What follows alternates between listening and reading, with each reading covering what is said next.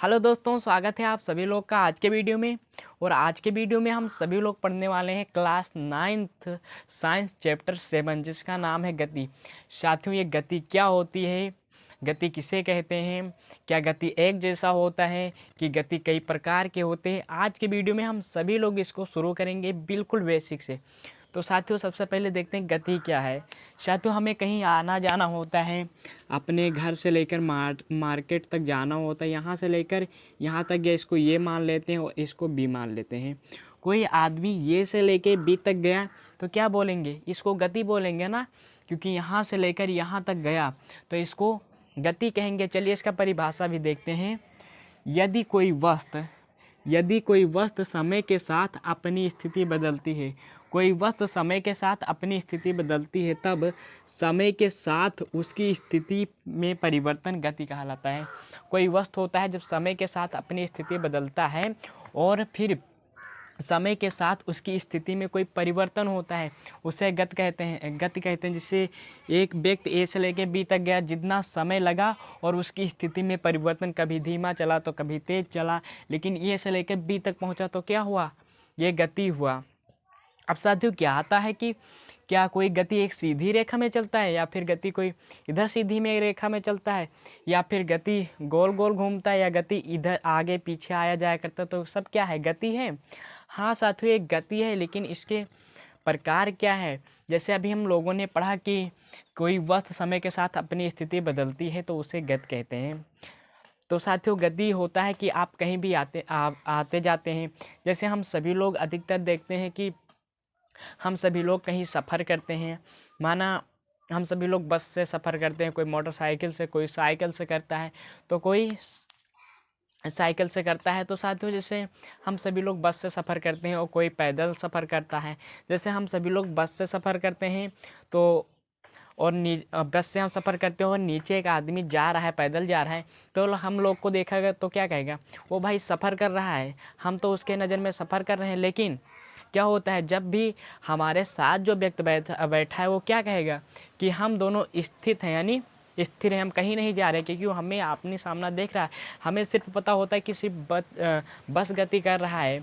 और साथ ही साथ जो व्यक्ति पैदल चल रहा है, यदि हम लोग उस व्यक्ति को देखेंगे तो हम कहेंगे वो पीछे की ओर गति कर रहा है, क्योंकि हम सभी लोग आगे की ओर गति कर रहे हैं, तो हमारी नज़र में वो पीछे की ओर गति करता है। तो ये क्या होता है, गति कहलाता है। क्या गति एक ही प्रकार का होता है, ये भी दिमाग में आपके आता है कि गति एक ही प्रकार का होता है? नहीं साथियों, गति कई प्रकार के होते हैं।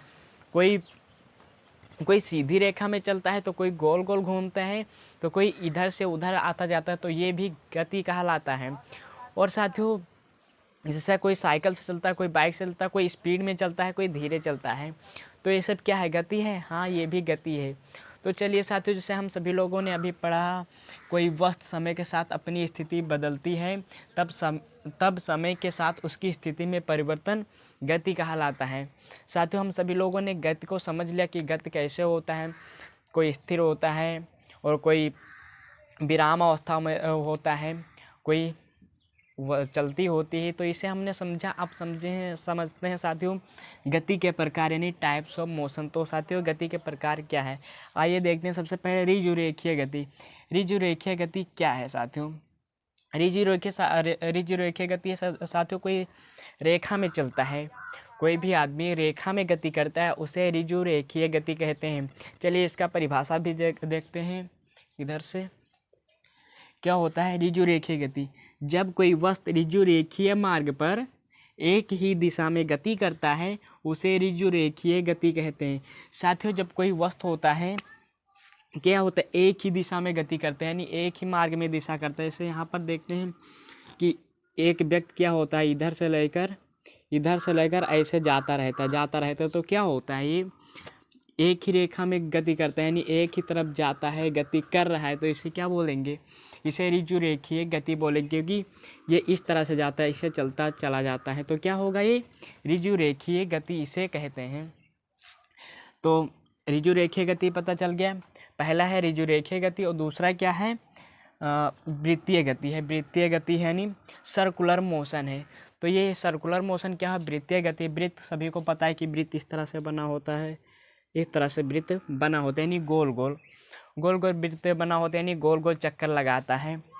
जैसे इधर से ऐसे चक्कर लगाता चला जा रहा है, कोई इधर से चक्कर लगाता आ रहा है, तो क्या हुआ, यानी वृत्तीय गति। इसका परिभाषा देखते हैं, किसी वस्तु किसी वृत्त की परिधि से बने किसी वस्तु किसी वृत्तीय परिधि से बने मार्ग पर गति करती है, उसे वृत्तीय गति कहते हैं।